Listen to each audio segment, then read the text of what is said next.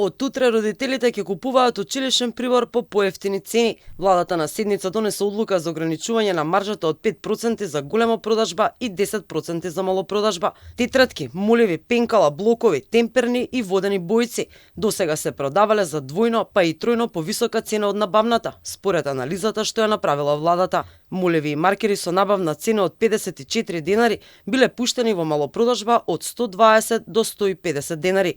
Иако учебната година е веќе започната, премиерот Христијан Мицкоски вели дека потегот не е задоцнет, бидејќи ќе следат континуирани мерки за заштита на есенската и зимската кошничка. Ова мерка е директно насочена кон подобрување на животниот стандард и економската состојба на илјадници македонски семејства.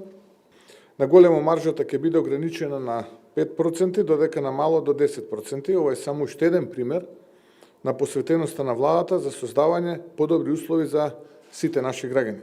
Учениците во Македонија години наназад учебната година ја стартуваа без учебници. После 7 години, конечно ситуацијата е надмината и на секој основец во Македонија му се доставени сите потребни учебници, подвлекува премиерот. После долго време, после 7 години, основците имаат пред себе учебници. Жалам што денеска зборувам за оваа тема дека имаме учебници, кога пред 10-15 години зборувавме за компјутер за секое дете, а ние денеска зборуваме за учебник за секое дете.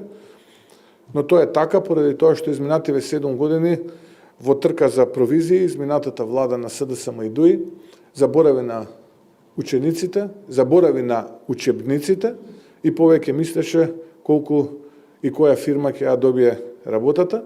Денеска состојбата е поинаква и денеска ние имаме буквално целосно испорака на учебниците пред секој основец. На владината седница денеска не станало збор за кадровски промени меѓу членовите на Историската комисија за Бугарија. За тоа, како што најави премиерот Мицкоски, ќе се разговара на некоја од следните седници.